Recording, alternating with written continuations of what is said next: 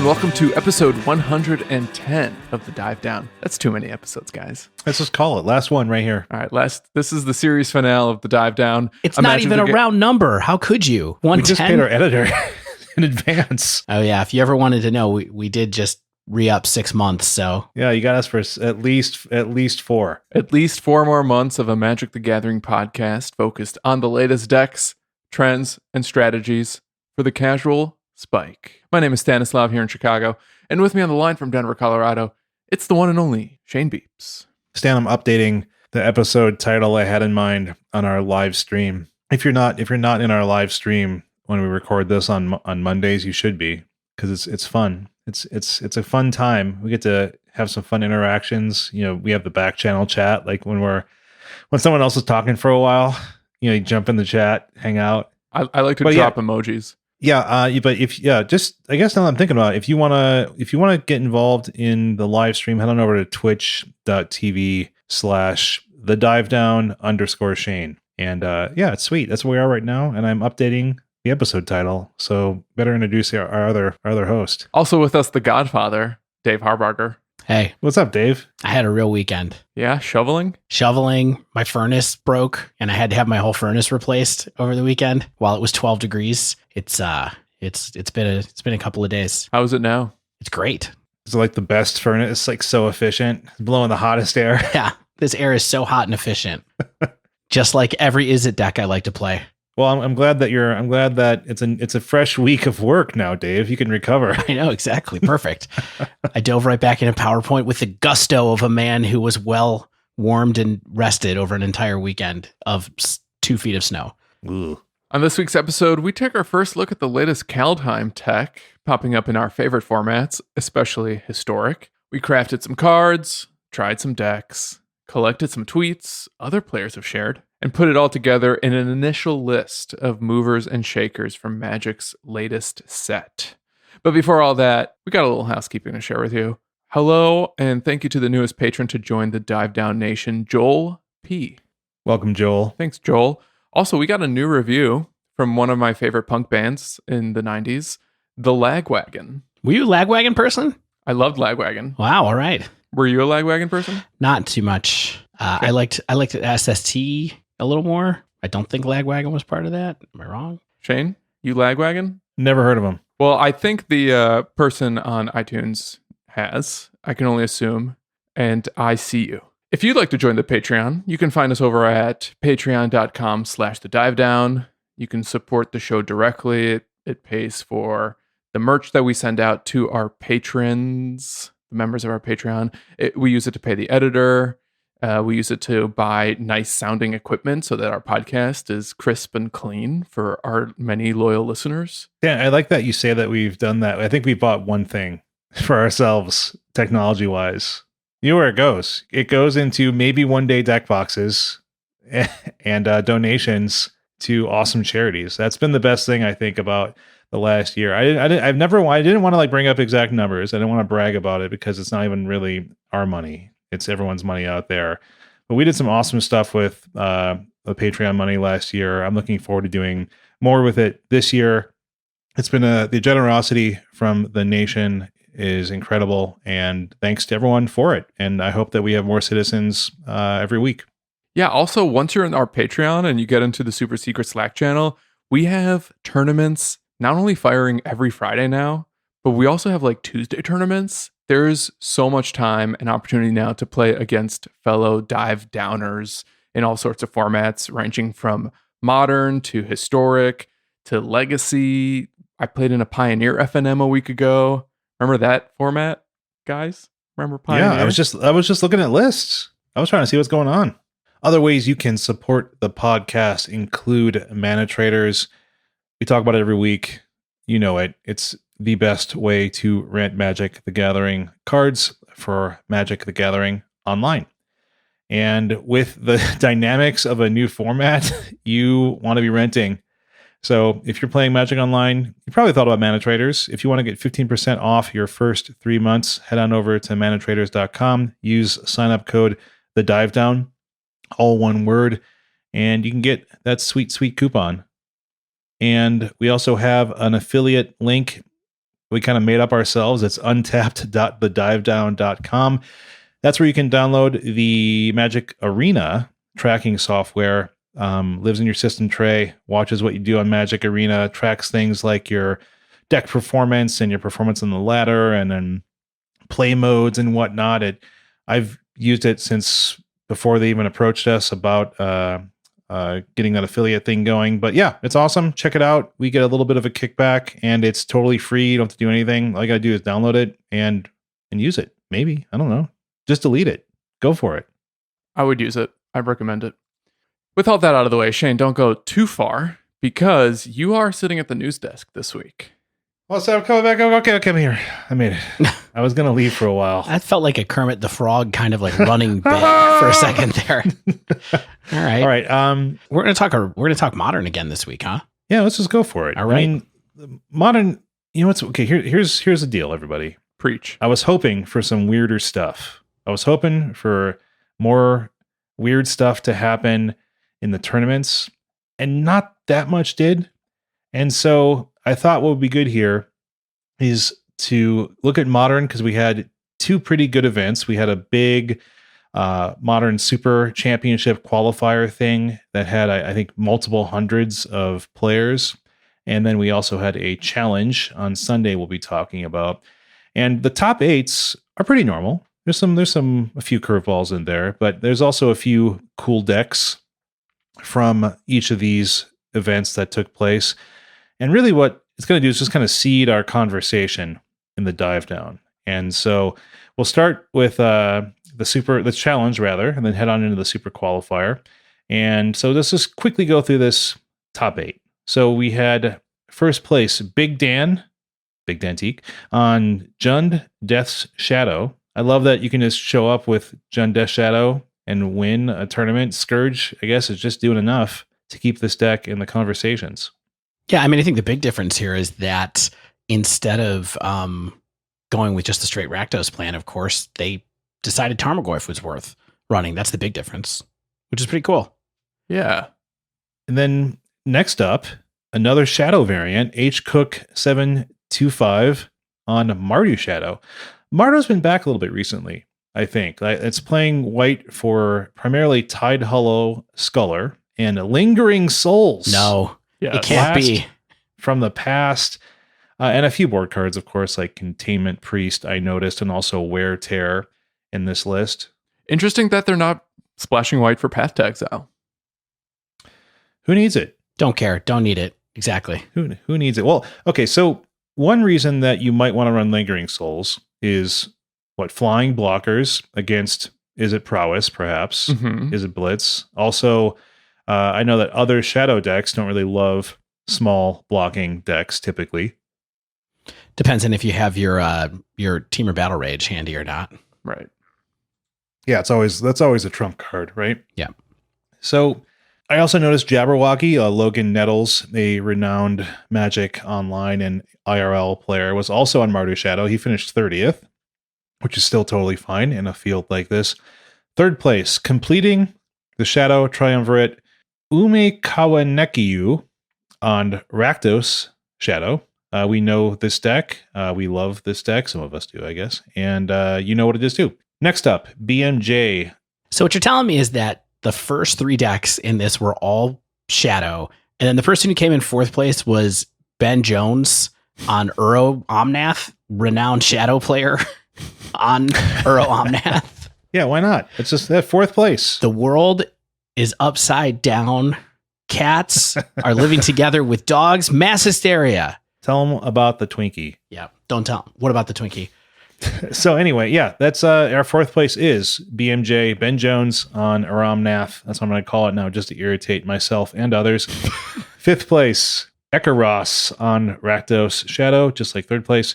Sixth place, Kathanakit 26 on Is It Blitz/Prowess. Seventh place, MLGB 92 on Humans. Haven't seen Humans in a minute, finishing in some top finishes like this. 4 main deck Skyclave. Who cares? It's not a human. Not me. Also a couple of main deck Collector Oof. Oof. You see that tech? I did not actually notice that one. Also, but cool. Also, they only have 11 cards in their sideboard, so maybe this is either a reporting error or Yeah. they did some pre-sideboarding. Yeah, that might be reporting error or something like that. I mean, what I noticed in the sideboard is it has 4 Blood Moons, and I just never know how humans can run cards like this. Maybe it's just like they play it late. Well, So it's that Magus, right? So they Yeah. pile Well, it in. sometimes it's Magus, and sometimes it's literally Blood Moon. Mm. And maybe it's just like, okay, I can play this after I'm set up, so that Field of the Dead is just turned off because I'm never going to beat a Field of the Dead. Maybe, I don't know. Can I mention something else about this list? Please. Weird. It's very weird. Maybe it's something wrong with Goldfish, but it says there's 41 creatures in the deck with 19 lands and 4 artifacts, which comes out to 64 cards, I believe, with an 11 card sideboard. There's 11 in the board and 4 in the main. So I think what we're thinking is that it probably has the oofs or sideboard and maybe who knows what else. Yeah, I think there's Maybe 2 of those Skyclaves are sideboard, probably. some kind of mistake there. Although many props to this person if they ran a 64 card deck. Good for them. Why not? They I just went for it. want more cards. Yeah. I just want them. More's better. What if I face down Mill? Yeah. And honestly, these days, you very well might. Yeah. 8th place, Gernardi on blue Tron. You know what these decks look like, most of them. Not a lot of new cards, if any. I think I would have pointed them out. I don't think there's any new cards in this top 8 from Kaldheim. Thoughts on this top 8? I thought it seemed kind of normal, besides a lot of shadow. However, the 9th place deck, which we're not going to talk about until later, had one very important new card in it, and they call that a tease. Okay, so it's also that Super Champ Qualifier thing this weekend. I never know what these are actually called. I feel like Goldfish calls them different things than Wizards does, and Wizards reports them as different things than they're actually called on Magic Online. So I heard through the grapevine that there was like 400 players in this. I could have been lied to. I'm looking at you, Turtle Power, in the chat. And we'll talk about the top 8 here as well. Shadows 2005. I refuse to believe that this person was born in 2005 on Aramnath. Taruto 1212 in their time machine grabbed Aramnath as well. 3rd place, Pedro Gush on Orzhov Hammer. 4th place, SMD Stir Sam Pardee on white Heliod splashing red. MZ Blazer on Rakdos Shadow in 5th. 6th place, Nakashima. It's in all caps. You have to shout it. On Oops, All Spells. This is the one with Vengevine and Salvage Titan and Narcomoeba and whatnot. There's a single Charbelcher in the main as well, but I think that they're trying to win in other ways. 7th place, Omegao on Aramnath. That's a 3rd Aramnath if you're counting out there with me. 8th place, Namor Squats on humans again. So we had 2 humans in our 2 different top 8s here. Not a lot of Kaldheim in this as well. Yeah, and in fact, I took a look at the entire top 32 of this, and the only card from Kaldheim in the top 32 of this event was a 2 of Egon, God of Death, in 31st place in red-black mid deck. Wild. So not a lot of crazy action happening in the top 8s, like I mentioned. And, heading on into a very brief Cool Decks Inc., I think Dave mentioned the 9th place deck from the Sunday's Challenge, Ryan 100495, a visitor from the distant future on the Tibalt's Trickery combo. We're going to be What talking combo? about this. Nothing. Okay. Talk about that later. Little tease. I tricked you. Yeah. 17th place, TSP Gendrick. I know I've heard Yes. this name Yes. before. Yeah, You certainly have. Yes. They are on Dimir Control, which is basically Thing in the Ice and a ton of spells in random numbers from 1 to 4. Singleton on Earth? Why not? 2 Deprive? Sure. TSP Gendrick is also running 3 Behold the Multiverse here, which is the Behold spell that scries 2, draws 2. Like I told you all, it would be somewhere. Definitely did not think this would be the first foretell card that I would see in a modern challenge top 32. Top 17, Dave. That's what they look for. Well, and even more importantly, in the hands of a really, really good player. What an interesting deck. Luris and Bauble package. You get your Thing in the Ice back with Luris. Got that on Earth to get back your Luris or your Thing in the Ice. Other than that, it kind of looks a little bit like Blue Moon in a weird way, but just with, if you squint, you could kind of see that, but with black instead of red, which is pretty interesting. Yeah, I mean, it looks like a control player's kind of dream, right? It's just like, I know exactly how many mana leaks and exactly how many Behold the Multiverse and whatnots that I want. So more power to them. If you like that kind of deck, you could do worse than following TSP Gendrix's lead.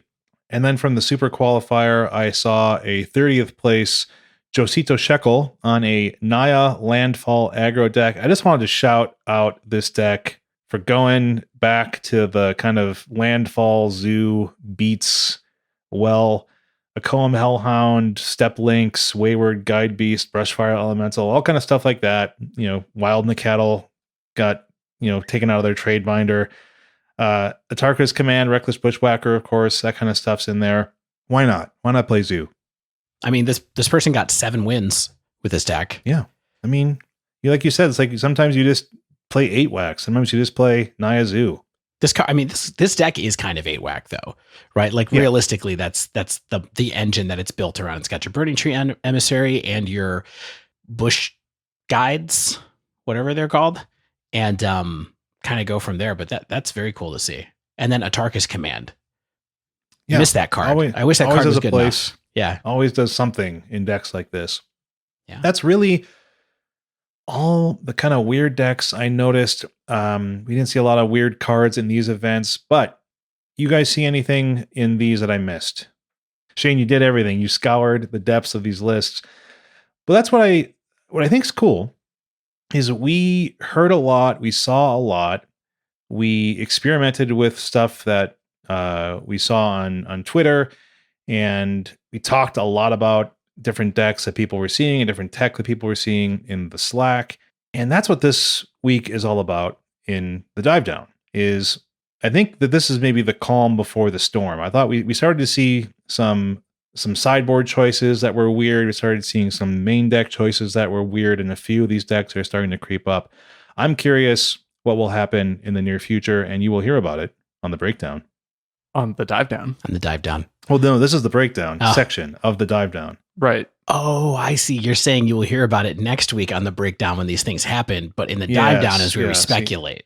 Yeah, I'm trying to continue the branding of our segments, Dave. Mm-hmm. We might have to have a rebrand. All right. What segment is this again? This is the transition segment where you take us into the Dive Down, Stan. Oh, okay. In that case, stay with us.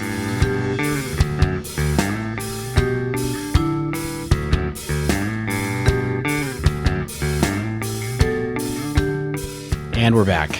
This week on the Dive Down, like Shane David Foster Wallacey introduced in the last... Convolutedly explained a joke. I think there were footnotes on that and everything. We're going to take a spin through some of our early impressions of the impact that Kaldheim has made on our favorite formats. Modern, historic, and even our annoying little brother Pioneer. So without further ado, let's dive in. We're going to go card by card for this. We often would go through kind of like decks that we played and things like that, but I think that there's enough kind of cards that have made impressions that we're just going to do it that way. Kind of like a post-spoiler app in some ways.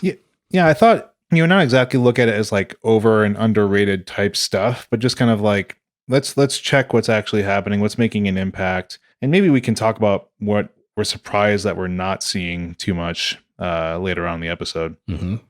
The early movers and shakers, if you will. Yeah. Title. Innovation thawing Kaldheim. So I'm glad that we're starting with this particular 2-mana red instant, because this seems like the headline card currently, the one that people are already groaning about and is seeing basically a new deck built around it that players and brewers anticipated as soon as it was spoiled, and that's Tibalt's Trickery. That's right. Got to start with the big one. We talked with Aspiring Spike about this a couple weeks ago.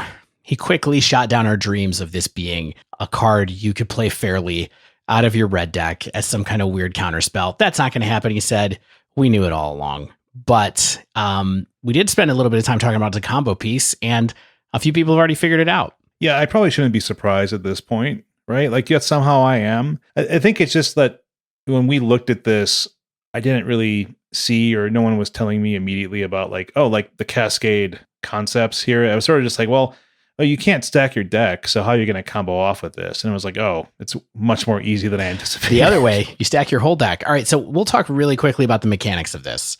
All right, just in case people haven't gotten it. So basically, using the power of Cascade, as Shane said, to then also Cascade a second time, this deck has iterated beyond the original theoretical version that Frank Karsten wrote about a couple weeks ago on Channel Fireball. And also, maybe most surprisingly, something like this has also turned up in Historic and Standard as well, but we'll get to those in a little bit. So let's start with Modern. Here's how the deck works in case people don't remember. The idea is that you cast a 3 CMC Cascade spell. The most notable one is Violent Outburst. You have Tibalt's Trickery be the only target for that Cascade in the deck. So everything in your deck is above 3 CMC or above, except for Tibalt's Trickery. So you cast one of those cards, you Cascade to Trickery. Then once you hit the Trickery goes onto the stack, but the 3 CMC spell is still on the stack. Mm-hmm. So then you use the Trickery to counter your Violent Outburst or whatever. Mm-hmm. And then Trickery mills into something great and broken and interesting and fun, and everybody rejoices. Yeah, so things to remember about Cascade that I had sort of forgotten about. One is the first thing that Dave sort of mentioned, which is Cascade gets something of lower value, lower CMC value than the spell. So that's important. So that's why it has to be 3, at least, for your Cascade spell. I'm not sure if there are 2 CMC Cascade spells, are there? Don't quiz me, bro. Yeah. But also, then the next thing is, after you hit a Cascade, after you Cascade into a spell, you put all the cards that you had exiled back into your deck, right? So even if you milled over all of your payoffs, and then Tibalt's Trickery was the very last spell you milled over, you would not deck yourself. You would still have something to hit off of the future Tibalt's Trickery trigger. Yeah, absolutely. And so that's the basic version, right? You get Emrakul, and that's what it is. That's the Frank Karsten version, where he basically had lands, Trickery, Violent Outburst, and Emrakul, and that was it in his deck. But that's the old school version at this point. Yeah, exactly. The theoretic. I think of that as the prototype. Right. And then what's happened is that it's been iterated on by several people already, including Doomwake has been playing it, Canister has been playing it. I think there's a couple other notable players that have been playing it as well. And basically, what they've done more is that they have added Simian Spirit Guide and Chancellor of the Tangle for mana acceleration, the pitch cards that give you an extra mana. They've added Ardent Plea, which is another 3 CMC Cascade card. And literally all that Ardent Plea does, it says Exalted and Cascade, and it costs 3 CMC. It's an enchantment. Right. It's just your extra copy of Violent Outburst. Exactly. And then they've added additional payoffs like the other Eldrazi Titans, Omniscience, and even Brilliant Ultimatum from Shards of Alara, which is a card that I definitely thought was from Ikoria when I looked at it, because I was like, I don't remember this card. And then I took a closer look and I was like, oh, it's from the original Ultimatum cycle. And what this one does is it lets you exile. It's a white, blue, black. And it lets you exile the top 5 cards of your library. An opponent separates them into 2 piles. You may play lands and cast spells from one of those piles. If you cast a spell this way, you cast it without paying its mana cost. So this spell looks like RNG, right? You could potentially whiff if you Trickery into Ultimatum. Yes. And that's why you have extra payoffs in your deck, so that you have a better chance of getting Kozilek and Ulamog and Emrakul or Omniscience or whatever. So Canister was the first person I saw tweet about the newer version of the deck, but not the last. As we said, people have been all over it. All of our friends in our Slack and the nation have been really unhappy to be seeing this deck with the frequency that they have been, because I think it's gotten really popular in the modern queues this weekend. Yeah. So even if they're not playing, like streamers that people are watching are facing it, and it's kind of generally frustrating a lot of people. Yeah, absolutely. And then even Sodak played a version of this deck where he just had the base level combo in main for game 1, and then a sideboard that just let the deck become Primeval Titan, basically. So it had a bunch of lands, and then you would sideboard the combo out and bring in 15 cards that turned it into Dryad Titan in game 2 if you wanted to. That sounds really good. I'm sure these are all good and not just tricky. But I mean, it's working. Apparently, we saw it in 9th place in the challenge that Shane was talking about earlier. People are trying it out. They're iterating on it. It's definitely one of those things where it's like, why did you give us another way to get a free spell? Yeah. Why? I mean, I've watched streamers face it down and like opponents are winning on turn 1 with, the Gemstone Caverns and Stymian Spirit Guide or the Chancellor of the Tangle type stuff. And it's just like, why? Like, do we need another version of this? Yeah. And then the weirdest part is that it found its way into historic and standard. And the ways that happened is through using 0 mana spells instead of cascade spells. So what you do is you try to get 0 mana spell plus trickery in your hand. You wait till turn 2, you drop your Ornithopter or your Stone Coil Serpent or your Tormod's Crypt even. You cast that for 0, counter it, and then mill down to something incredible. Why not? So what do we think about this? Is it cool, annoying, gonna stay around? I haven't run into it yet, so most of what I've seen has just been from watching people on stream. Yeah. I mean, you know my opinion on this. Like, I hate stuff like this. Yeah. Like, and there's 2 reasons. Like, I think it's just silly Magic. Like, Magic already has innumerable combo decks that do things like this. And so why do we need like another variant on it, especially in something that can be even seen in standard, right? And then 2, the other reason is that it's totally obvious stuff that people are figuring out day 1. It's not like it's some obscure interaction that WotC could have overlooked. It's like, it's simply in there, I think, to generate interest and to let people go crazy for a while. And either people figure out how to hate it out, or it'll like get banned. And either thing is kind of stupid to me. Like, there's other ways to generate interest in your format, and I don't think one of them has to be like, oh, they broke Modern again, or broke Historic, or messed up Standard. It's all of Magic. They broke Magic again. I don't think it's that bad. You know what I think? When Conspicuous Snoop got printed, week 1 Modern Challenge, Goblins came in first place, and then people realized how beatable that deck was, and the metagame adjusted to it, and also realized how fragile that deck was. And right now what we're seeing is like a lot of interest over some new tech that enabled something very different that people couldn't exactly do in the past.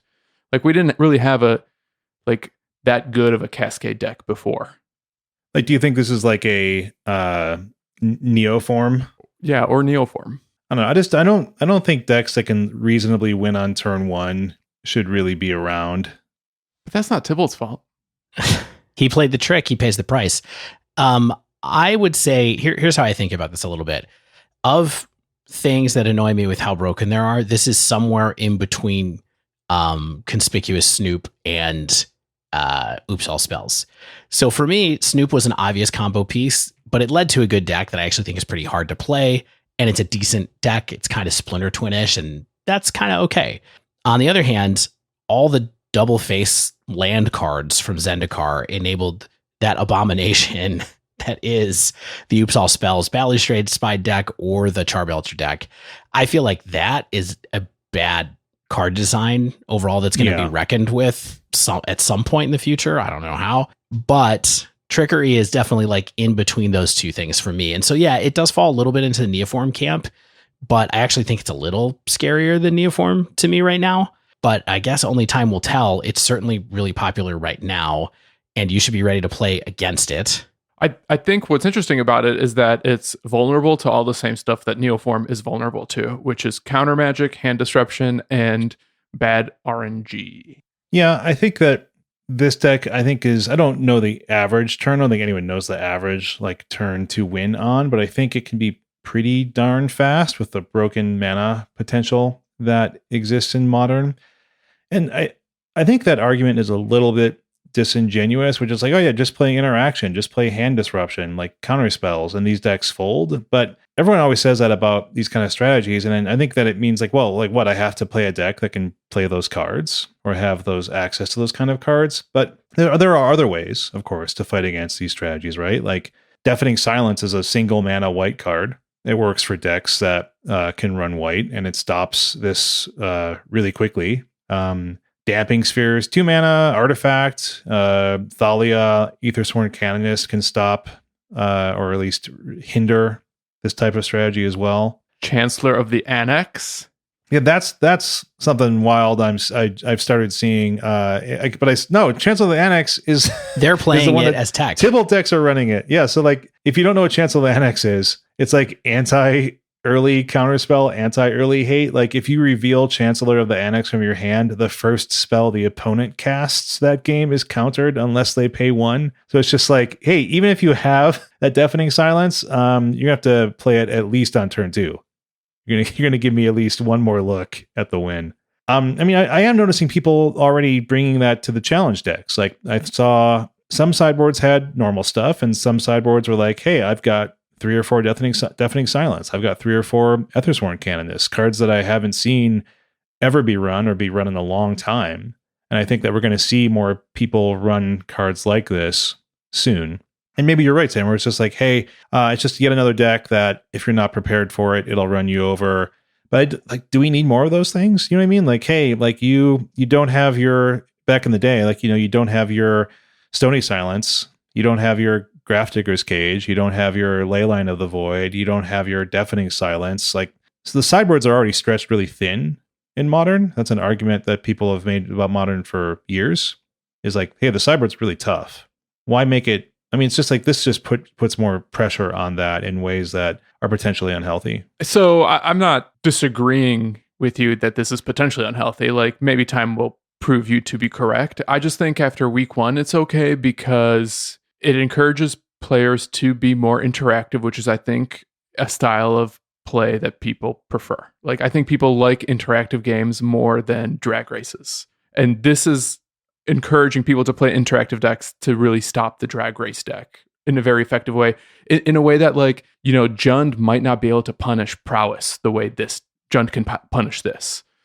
Yeah, I think it's totally fair. I guarantee we will find out very soon if this is legit or not, because I don't think it's going to take long to figure it out. Like it's only going to take another couple of weeks for people to see if it gains some popularity, if people really continue to win with it or not. And let's give control players a good matchup.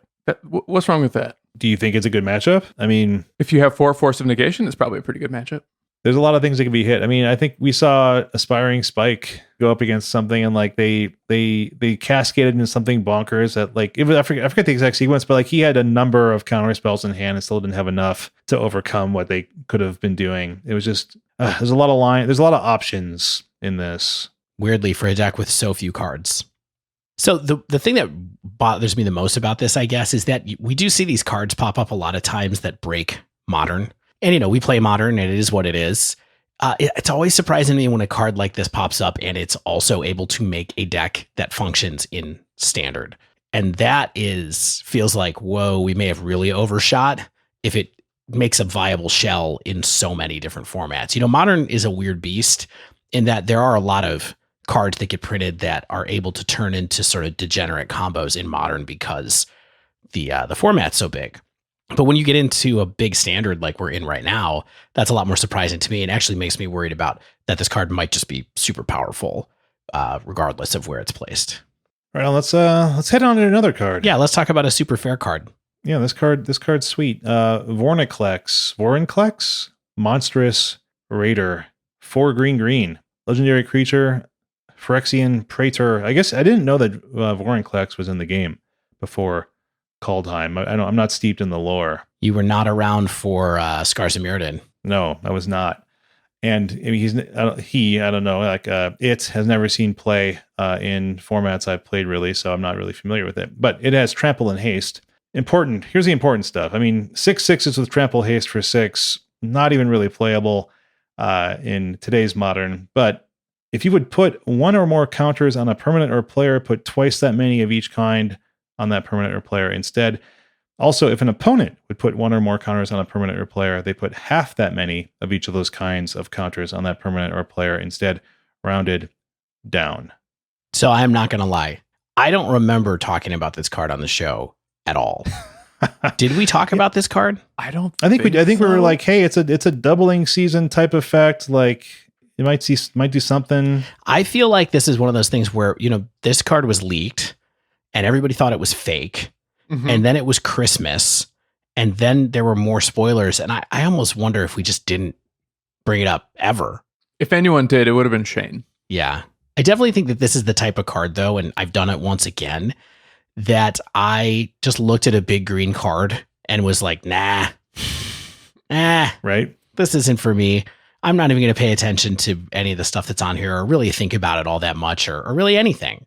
Because it does have some strikes. It's 6 mana. That's a lot for any format, really. 6 mana is just a lot. Like, it reads like an EDH card, right? Yeah, well, it's bigger than Elder Gargadon. It's bigger than Questing Beast, like mana cost wise.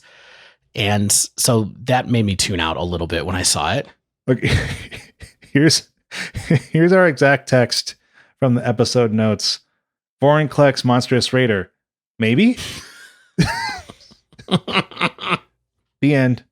We are good.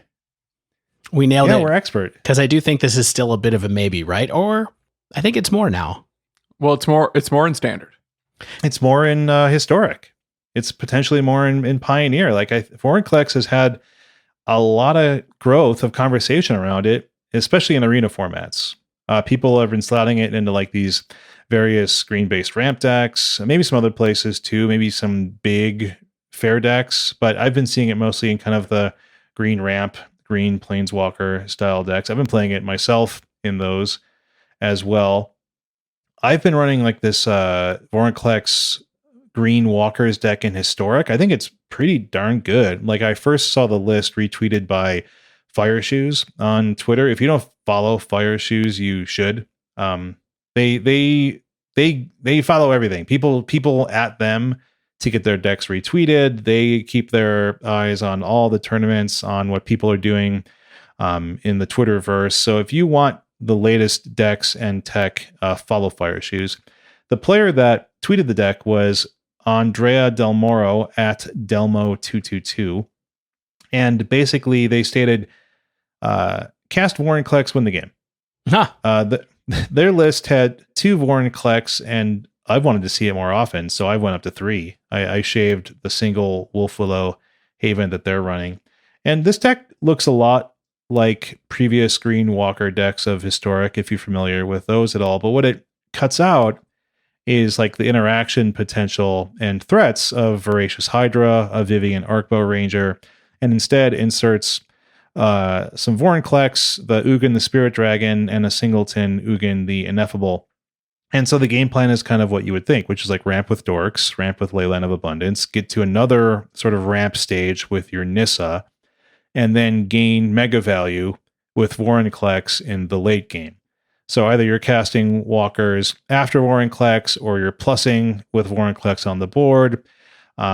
You can get your tech pieces to buy you time or invalidate other strategies with your Karn the Great Creator, as always, stuff like that. So what Vorinclex does is, once you have Vorinclex and a walker out, if you plus the walker, it gets extra loyalty counters. And if you minus it, it loses fewer loyalty counters. Yeah. Also, importantly, when you play them, they have twice as many counters. Right. And when your opponent plays theirs, they have half their counters, which does amazing stuff. Like, I was facing like a mirror-like deck out on the ladder. Opponent plays Ugin and then scoops, because they realized they couldn't really do what they wanted to do with the Ugin. They couldn't really clear as many permanents as they were hoping. And I just had too many options on the battlefield with my Ugin and my other Ugin.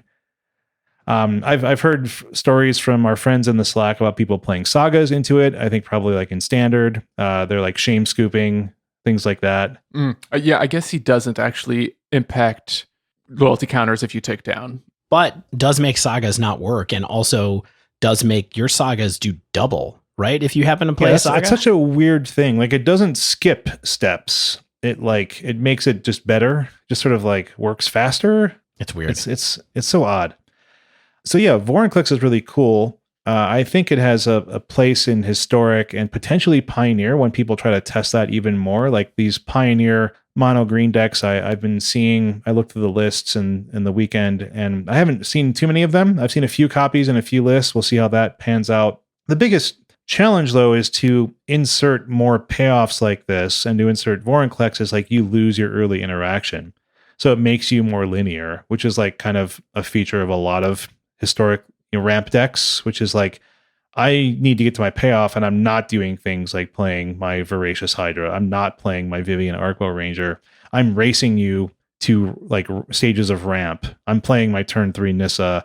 I'm playing hopefully early Ugin and wiping your board or beginning to tick up and take over the game. So I think it's really good. Like it's like Dave said, it's fair-ish. Even if you get to it somewhat early, it still does cost 6 mana. But that can be as early as turn 4, turn 3, maybe if you're incredibly lucky. Maybe not. Maybe. I don't know. We don't have Chancellor of the Tangle in this format.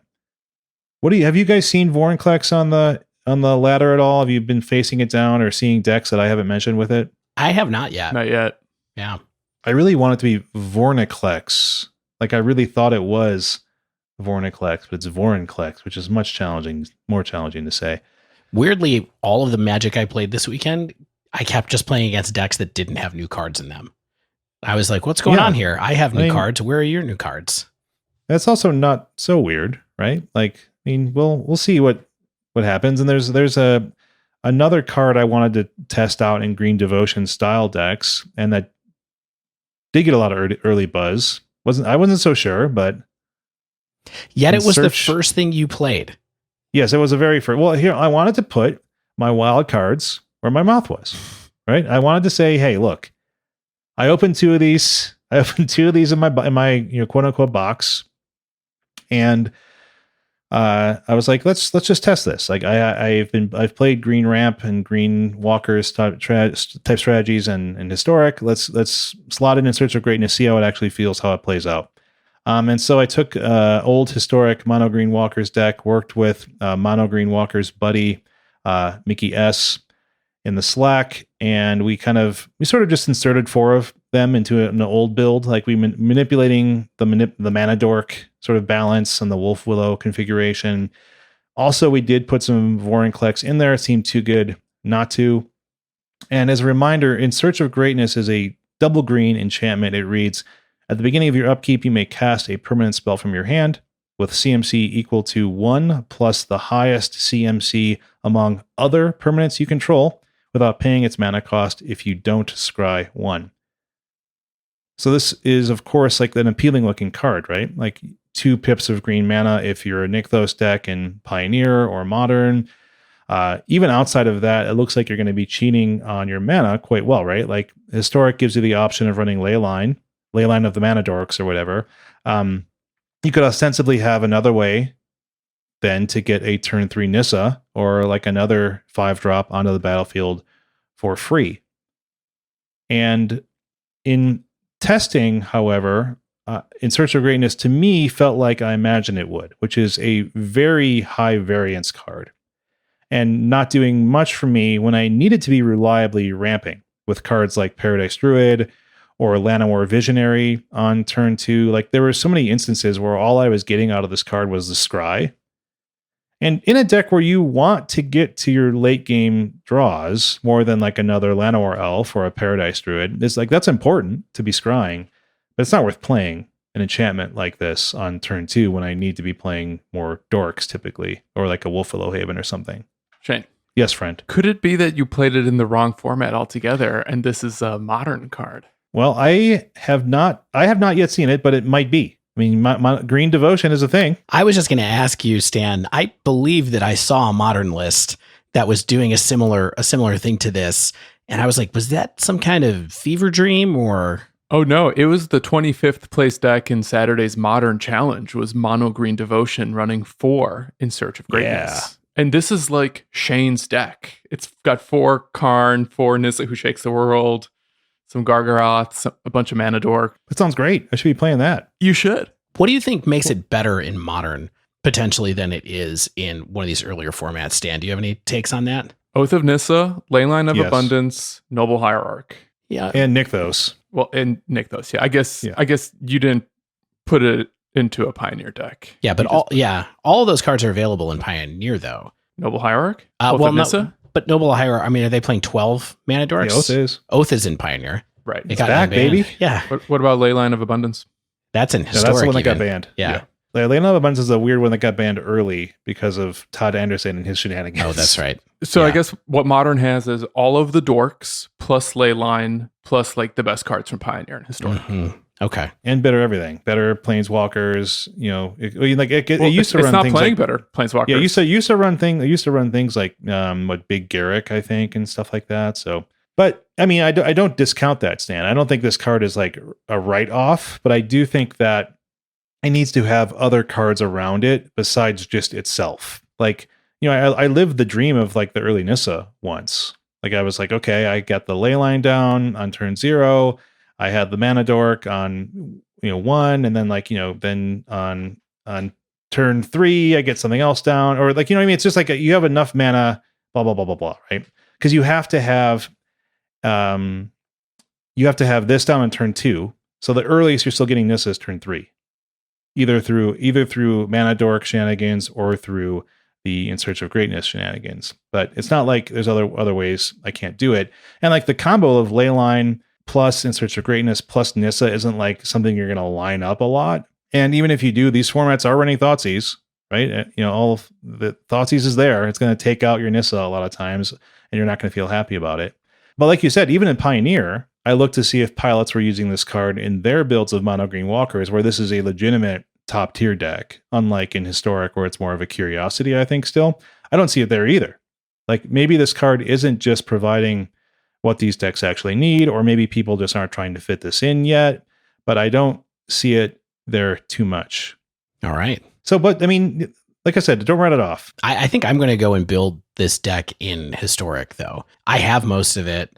I think the only thing I don't have in this deck is Leyline of Abundance, which seems like a card that definitely I should just have around. Well, which deck are you talking about? Like the one, the sweet Vorinclex one, or like? Ooh, both. Yeah. Yeah. I mean, I think that both of these green decks are good, and I don't have a green deck in Historic right now. I think that I see. Vorinclex you just want is some great. value on your dailies. Yeah. Well, and also I have a lot of these cards just like hanging around, because the first deck that I built on Arena was mono green walkers. Like I built the cheaper version with Mindstone and stuff like that. Yeah. And I think there's something to be said to fewer walker shenanigans and more ramp. Like, I mean, there's nothing wrong with doing a lot with your mana. Elder Gargaroth, Vorinclex, Nissa Who Shakes the World, Ugin, all these cards are great. Like if that's kind of your payoff and you're like, hey, I don't need the interaction, or I'm going to see what I can do without creatures like Hydra, and like without trying to do Vivian shenanigans with creature tutoring and stuff like that, why not try it? All right, guys, I feel inspired. All of this card talk, I'm eager to share with you something that I played, which I think was also a pretty popular pick this weekend. You want to guess what it is? an elf. That the black green elf thing. Not quite. It was actually Tyvar Kell. Not exactly. No, it was actually Valki, God of Lies. Ooh. Were you having some cheaty stuff? Well, you can't play any cascade spells in Pioneer or Historic, so. Oh, this was not in Modern. No, this was in Historic. I have a little story to tell. As so many of my deck write-ups are prefaced with a little personal anecdote, little background on Stan for the listeners. For a long time, I have been very interested and impressed by the Rakdos Arcanist deck in Historic. It's sweet and hard. It's both of those things. Anyone who might not be familiar, it's very similar to a Pioneer deck that we've mentioned in the past, kind of in passing, but it's somewhere between mid-range and tempo with a lot of hand disruption, removal. It's got playsets of Dreadhorde Arcanist, Young Pyromancers, and then 3 to 4 Kroxa. Though, to be honest, my favorite part about this deck is using Claim the Firstborn to steal an opponent's creature, and then using Village Rites to sack their creature and draw cards off of it. And though I'm not going to talk about this deck in too much detail, Arcanist per se, I did want to point out this synergy for something that I'm going to talk about a little later. But the reason I bring up this deck in general is because on Saturday morning, bona fide good Magic player Andrew Jessup posted a version of Historic Arcanist running 3 copies of Valki, God of Lies. And Jessup also wrote that the deck and this card is the truth, posted a screenshot of a very impressive win rate next to a mythic ranking in Historic. And basically this tweet was the perfect storm for Stan, because I wanted to play this deck And also there's this new card that I can maybe talk about on the pod. So I pulled the trigger and I cashed in some wild cards and I built Arcanist to test out Valki and in the end also Tibalt. So far so good. Yeah, absolutely. I mean, it's interesting that you so there's a couple different ways to play Tibalt, right? Valki, like Shane mentioned. There's kind of like the fair way, which is what I was doing. We're going to cast it, and then there's the cheaty way. So I think let's Cascade or a Bring to Light. Exactly. And so let's talk a little bit about how it went playing lying fair, I guess. Yeah. So, we take Arcanist, but we put in a new card. Something's got to come out. And the card that Jessup removed was Claim the Firstborn. And that's the reason why I mentioned Claim and Village Rights earlier, because Jessup's deck doesn't have that synergy. He also used like a couple of flex slots to bring in Duress and Spikefield Hazard. But because the deck still has 4 Village Rights, one of the questions that I felt like this deck, this very fair mid-range deck, had to answer is whether or not Village Rights is even worth it in this type of plan. Because you can still use it on Pyromancer tokens or when you cast Croaks on turn 3 or in response to removal spells. But I wasn't sure if there was a way to maximize it as part of the Valki plan specifically, because Valki is a card that demands a certain plan. How so? Let me know. I will. Explain this. Stand by. Stan, the man with the plan. One of the interesting things about Arcanist in general is that it has a lot of cards to play on turn 2. You have the Namesake, you have Croxa, you have Pyromancer if you're brave, and now Valki, of course, is a 2-drop. So as a result, the question for me that came up very early is whether it's coming down on turn 2 or as soon as possible, or if it's something like a Pyromancer card that you maybe want to save it for later where you can instantly get some kind of value off of it. And Valki is a card that does scale, right? You can play it on turn 2, nab a creature out of opponent's hand, and then save mana on a later turn to activate it. Or maybe if you're on turn 5, you can play Valki, nab a 2 or 3 drop, and then flip it that turn, or transform it that turn. The card also impacts the late game because of the 7 CMC Tibalt side. And in this regard, it gives the Arcanist deck this whole new level of late game inevitability that used to be primarily occupied by Croxa as your kind of big mana sink after you've maintained the board for long enough or really just stayed alive for long enough. And I found in this regard, especially Tibalt, very nice. It basically felt like game over if you were able to cast a Tibalt as early as turn 7, both in my testing with this deck and in the handful of instances where someone cast a Tibalt against me. There's just no coming back from it. It draws so many cards. Its plus is essentially a draw 2. Also, if it comes down, you can minus to exile a creature. And then if it survives a turn, that next turn, if you plus it, you can cast either of the cards that you've exiled from either player's library, or you can also cast the creature that you exiled on the previous turn. So it's kind of like a draw 3 on turn 8 in some cases. Yeah, I feel like unless you're going up against someone like comboing off against you, like if you're against any remotely fair strategy, Tibalt takes over for sure. Just completely runs wild with the game. I'm ready to say it's the best Tibalt card ever printed. Seems pretty good. The life gain one isn't bad, but this seems legitimately powerful.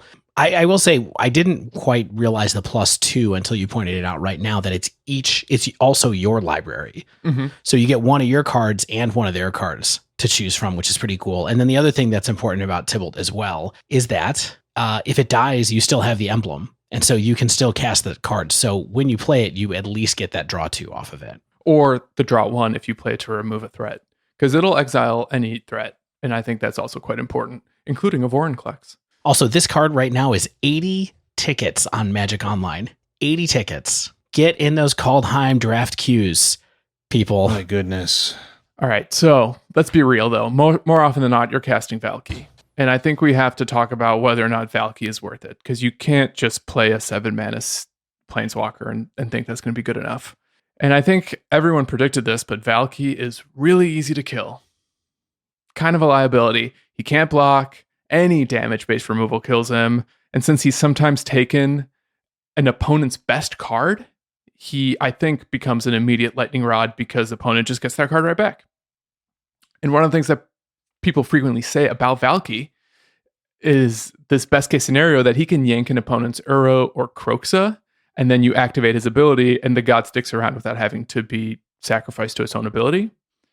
But I kind of think when people talk about that, they overlook the fact that Uro and Kroxa decks run so much removal that whether it's Fatal Push or Heartless Act or Stomp or like Mayhem Devil or a Spike Field Hazard, this card just eats it. Whatever it is, it's too easy to kill. Mm-hmm. And I think Jessup kind of hinted with his deck list what you sort of do to manage the killability, which is he added a single Duress in addition to 4 Thoughtseize. And I think when you have a hand that's like Valki and Hand Disruption, whether it's Thoughtseize or Duress, those Hand Disruption spells become much more about protecting your Valki than perhaps punching a hole in an opponent's hand or slowing down their tempo. Because what you really want to do is if you're investing 2 mana to take a card out of the opponent's hand, you really want that Valki to survive for as long as possible. And one of the things that I've done since Saturday is tweak the deck to run more main deck Duress, in addition to the 4 Thoughtseize, to keep them around longer, but also imitate like your modern Thoughtseize Inquisition of Kozilek packages.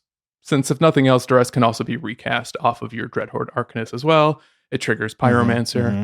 And it's a very relevant card. It's dead in almost no matchups, I find, in Historic. Even Gruul, like, it'll eat an Embercleave, it'll eat a Coco sometimes. That's awesome. I mean, you're selling me on this a little bit. Am I? Did you enjoy it? Kinda. I enjoyed it as I put more Duress into the deck, because just copying and pasting Jessup's list with just 1 Duress and some Thoughtseize, I didn't feel like that was enough. You feel like it wasn't enough because people would just kill your Valki? Like you were like, yes. I mean, isn't that fine? Isn't that like, that it's a cheap card and you're going to be able to stick more Pyromancers that way. You're going to be able to stick more Arcanist, another super important card. You don't want to get killed. But then it could be any other card. Like you're not just playing it to remove a removal spell. Well, it's a high value target. That's like I mean, you're not you play Scavenging Ooze because it's awesome when it works, but also it's a very, very juicy target for an opponent's Fatal Push, and then you get to stick your your Gallia or your Bone Crusher Giant or something like that, right? So I mean, I think that having a higher threat density is rarely a bad thing if it doesn't mean you're pushing other things out of your deck, right? Sure, but I don't think Valky's really a threat. Like, well, it's a threat in its own way, and is it a threat in the deck package, right? And it sounds like it is. Yeah, I mean, I don't disagree. Like, I think the card ultimately is good enough because it has such a high ceiling, especially from the Tibalt side. But even on the Valki side, like if it goes unanswered, it can become a really powerful creature and also just take a card out of opponent's hand, and also gives you information about the opponent's hand as early as 2/2. Information's good. It's also very relevant. And there's also the tilt factor, like stealing your opponent's cards. Like this was something that they did. There was a similar mechanic in Runeterra many months ago with one of the early expansions, and they actually named it Nab eventually. So it's funny that you said Nab it. And like so, you would take a card from their hand, and you could do things like cost reduce it, or something like that, or play it yourself. And so there was something that people just hated it. People really hate losing to their own cards. They hate having their something taken out of their strategy. In that, it was random too. So there's even that where it's like, get a random card from them or get a random card. I think they changed it to the top of their deck. And so it's just like, who knows what it is? It came off the top of the deck. I don't even know what you got from me. And so like, there's something about that in this where it's like, if you're beating someone down with their own Uro or their own Kroxa or something like that, then you're smiling all the way to the W. I mean, there are some cool things about it. Like, if you do actually turn it into an Uro, it becomes a 3 CMC creature. It's no longer the 2 CMC Valki. So they have to do a little extra work to Fatal Push it. But if the goal of this card is just to eat removal spells, I think there's a better way to do that. Yeah, I mean, I wasn't claiming that that's what it was. But like I'm saying, like, maybe are you being too precious with it by trying to surround it by more like hand disruption to make it survive or something? Yeah, it's like just that. the first card you play every time. On turn 2, you drop Valki, take a card, and say, kill it. And then on turn 3, you go, okay, now I'll play Pyromancer and then play, whatever to go with it. Sure. But I do think that actually if we had Inquisition of Kozilek in Historic, this deck would run it. It would run it alongside Thoughtseize, because I think at the end of the day, what this deck really wants to do is get opponent's hand to as few cards as possible. Mm. And when they kill the Valki, they get their card back. So like you've just traded 1 for 1. You're not really getting card advantage in that exchange. So I see your point that it saves your other very important creatures from removal spells, but I think when Valki can stick around, that's actually good for your plan. When it's being backed up by duresses and you're able to steal non-creature and creature spells from your opponent's hand, in addition to your Thought Seizes, in addition to your Kroxa triggers, you're eventually getting to the point where you have much more cards than they do, and your Kroxas become a win con, or something else becomes a win con because you just run away with the game. Yeah, I mean, the thing I always forget about Kroxa is, like, if they stick it, like, if it comes back, it's 6 extra damage really quickly, and that adds up really fast if they get you in a bad situation with it. So yeah, one thing I can't quite decide is whether or not it's worth bringing back with a claim to fame, because that's kind of like, that's the line of play that I think you guys are getting at. It's like, you steal a creature, you make them kill it, then on the next turn you can bring it back, steal that creature all over again. Yeah, maybe. Or that's just when you hold back, put down Arcanist and say, okay, now kill this. And then you use your claim on Arcanist. And then when you attack with Arcanist, you get to get another card back. So what's your final thoughts on Valki Tibalt in Historic in this deck? Final thought, card is good. Like, that much is obvious to me, and we'll likely continue to see play. I'm just not sure if this is the deck for it.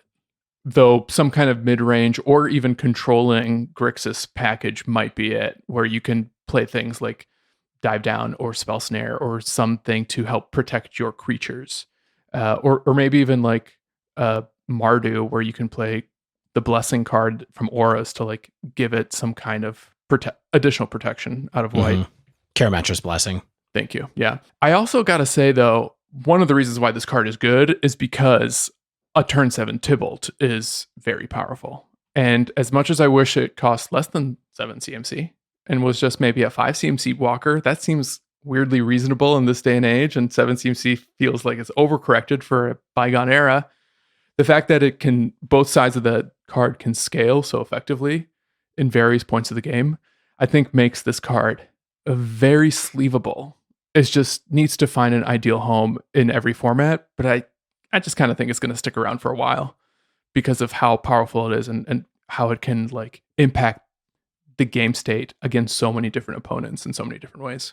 Mm-hmm. Yeah, I mean, and of course it's been popping up in other formats as well. Canister won the Pioneer Challenge on Sunday with 5-color Niv to Light with Valki in it, which was a wild thing to see. But I mean, you can search and cheat Tibalt into play with Ring to Light. So that's a powerful plan to have access to. And people are using it in Modern via Cascade, to be able to do that. Ellie Warfield got a couple of trophies with Jund today, just running Valki with Bloodbraid Elves. Yeah, I saw Squaw Chief streaming more of a combo type thing where it's like a lot of Cascade, and Valki is one of the big hits. And early Valki does a lot of work, for sure. You mean an early Tibalt if it's cascaded into? Either one. Oh. But I meant Tibalt. Oh. Yeah, I think even in Modern, like a turn 3 Tibalt is just going to be so hard to kill for a lot of decks unless they have a Dreadbore.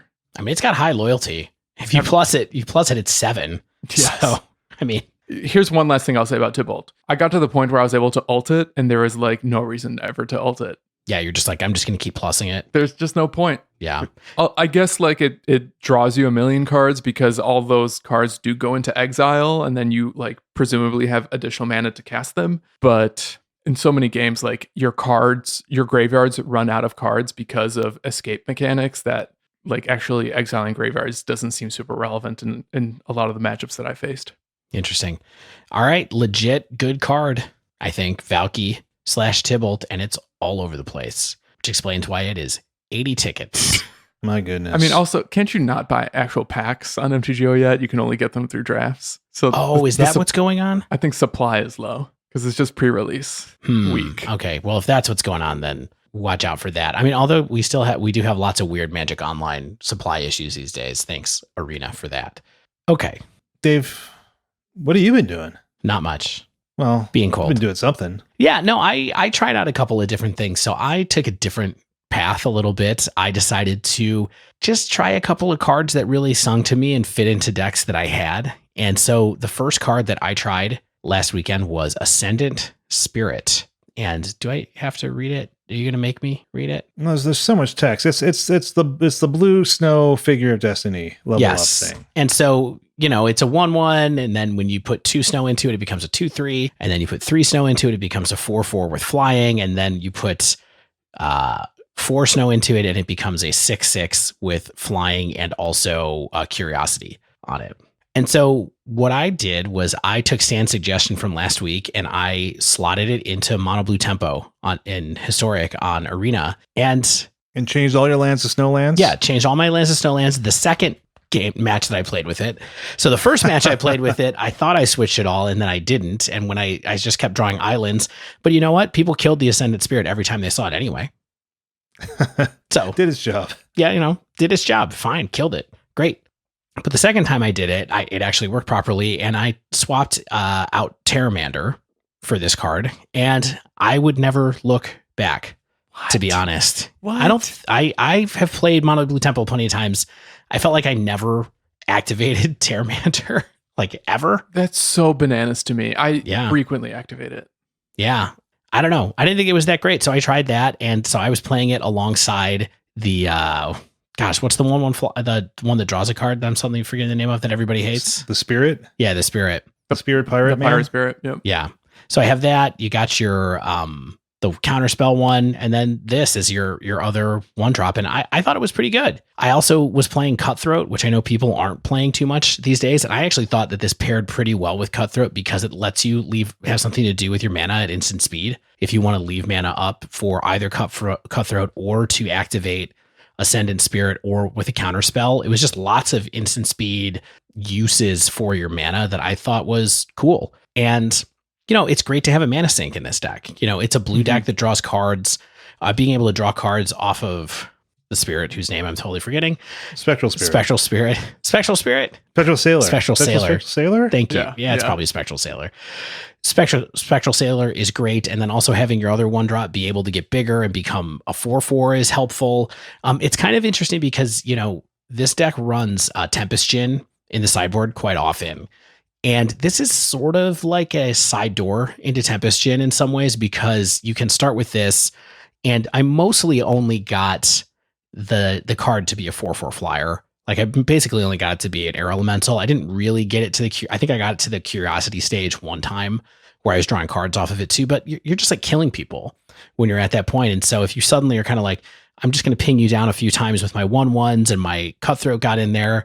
And then maybe I cast a Brazen Borrower. And then suddenly I'm like, my Ascendant Spirit is airborne and we're coming in for 7 flying. Like usually that's enough to close it down. So the other thing is that I thought it was, it does have problems.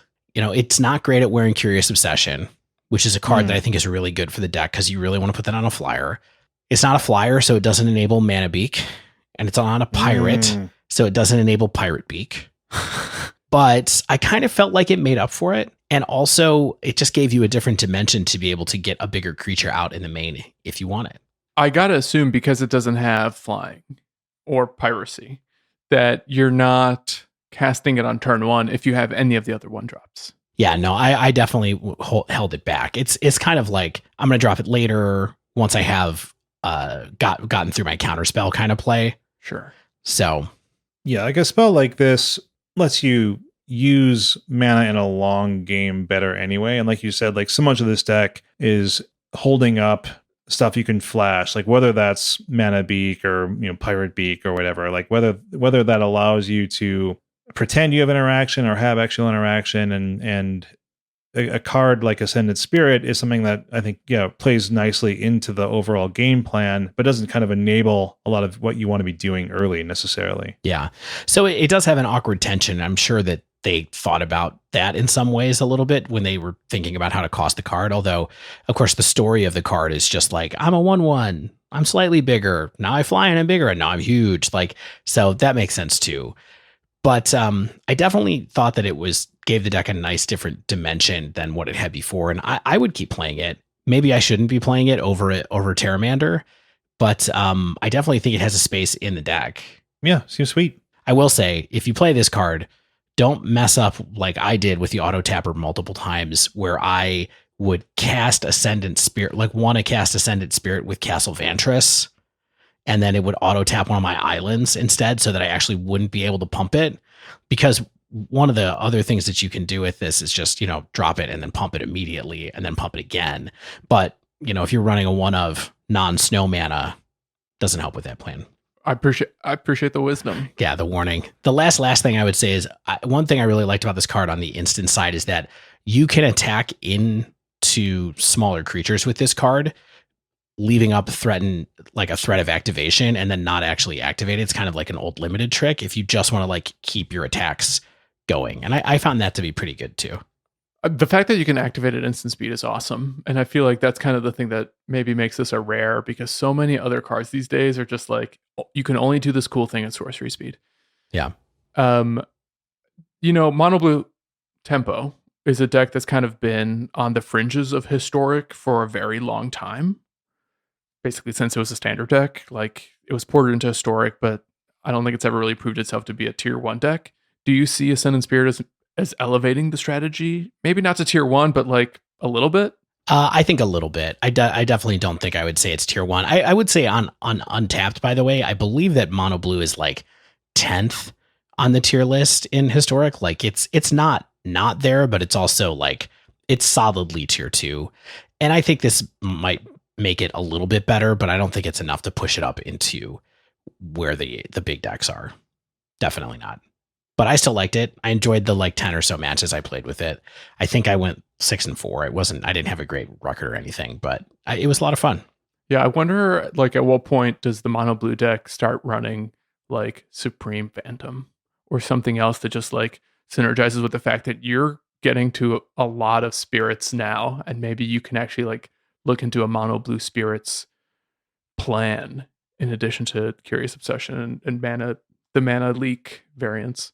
Yeah, I think it's possible. It's a pretty different card or deck, and also I would say you would want to make sure you don't feel too bad about the fact that Brazen Borrower doesn't fit into that plan. Sure. But maybe it wouldn't matter in that build either, so. Yeah. All right, Shane. Yes. We need to talk about another card. Yeah, I feel like, after we hit the big cards up top, we are definitely like in the stuff we wanted to test or stuff we saw other people testing and talking about. And this is one of those decks. And that's a lot of hedging and a lot of kind of prefacing about Birgi, God of Storytelling. I saw this deck tweeted out by a player who made Mythic in Historic with a Birgi Runaway Steamkin Experimental Frenzy deck. The user was DET Sportsfan 92. I think we know a lot about this person just by that name. They said it was a Yeoman 5 and Croakies inspired deck. If you play Magic, you probably know who those players are. He stated that he and another player had an 80% win rate between them. This is easily the most cohesive and powerful the archetype has felt in Historic. I'm not sure exactly what the archetype they're referring to is. I don't know if they meant like mono red aggro or like a Steamkin Frenzy style deck, which that was a popular standard deck for a while. That's actually the deck that I played a ton of when I was first getting into Arena, was like the Steamkin Frenzy style deck. So I am familiar with how these decks work and can feel, but now it's ported into Historic, and I was like, hey, I like this kind of stuff. I like playing red aggressive decks that have broken end games potentially. Let's make this happen. And I'm not trying to bash this person's experience, because it clearly is their experience, but I don't know how this happened, because I don't feel like this deck is at a Historic power level, in my opinion. Like, and maybe, I could be playing it wrong, but like I said, or I could have just had weird variants. But like I said, I've played a lot of this kind of deck, so I feel like I know how it works, and I feel like I know how to, sequence things and how to make it happen. So the way this deck works is a lot of cards you would expect, right? Like your early plays are like your Gitu Lava Runner and your Soulscar Mage and your Shocks and your Burning Tree Emissaries and Vioshino Pyros and Wizard's Lightning, stuff like that. But this deck also wants to fuel that late game explosive power with Birgi, with Runaway Steamkin, and Experimental Frenzy. And to, I bury the lead a little bit here, Birgi is 2 and a red for a legendary god creature. She's a 3/3. Whenever you cast a spell, add red. That sounds good. Until end of turn, you don't lose this mana as steps and phases end. That's also good. You can do things a little bit more flexibly. Creatures you control can boast twice during each of your turns rather than once. That's kind of trinket text. She also has a flip side, because this is a legendary god. It's a Harnfel Horn of Bounty 4 and a red. Legendary artifact. You can discard a card to exile the top 2 cards of your library, which you may then play this turn. So once Birgi is on the battlefield, she provides sort of this redundant effect to Runaway Steamkin. And it's a little bit different, of course. Like, it can be used instantly instead of having to get to 3 counters, like on Steamkin, where you sort of charge it up and then you let it all go, and charge it up, let it all go. Birgi just sort of cast spell, get mana, cast spell, get mana. And then Experimental Frenzy then is your 4 mana enchantment that reveals the top card of your deck and allows you to hopefully hit more spells than you do lands, and to just go crazy with Birgi, the lands you already have out there. Maybe you have a Steamkin out there as well to make even more mana. And so that all sounds really good, right? Like, it was appealing to me. I was like, hey, if this works, it works. Why not go crazy with Frenzy again? And the issue that I ran into was that the deck was just too slow to get going and doesn't do anything without your draw engine in place, which is your Frenzy. And this deck, they only ran 3, which I think is potentially a mistake, because this deck, I feel like, really needs Frenzy. Like, even if you get a second one, who cares type thing. Like, but even with the Frenzy out, your turn 4 enchantment that potentially doesn't do anything because you used most of your mana, potentially. Like, maybe you generate 1 off of Birgi, or 1 off of like a Steamkin or something like that. But Frenzy's not a sure thing. Like, you run 17 regular old lands in this deck and 4 Shatter Skull Smashing, which then allows you to cast it as a spell, which I do like. Like, if you hit that off a Frenzy, you're like, well, this isn't necessarily a land. I can cast this as a spell to keep my chain going. But it's pretty normal to get a second land early with your Frenzy. It just stops you from going off. And so even if you have all these pieces in place, you're like, well, I'm still at I have the chance of just bricking.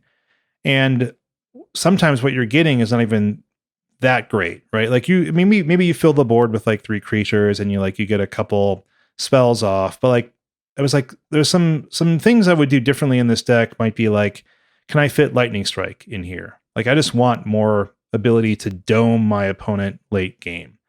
Maybe I want fewer Burning Tree Emissaries because they're not really that great a hit in my chain off the Frenzy. Like, maybe I want, like I said, maybe that's where you fit in those Lightning Strikes, is take out the Burning Tree Emissaries. But because it's not an Embercleave deck, I don't need to be going wide.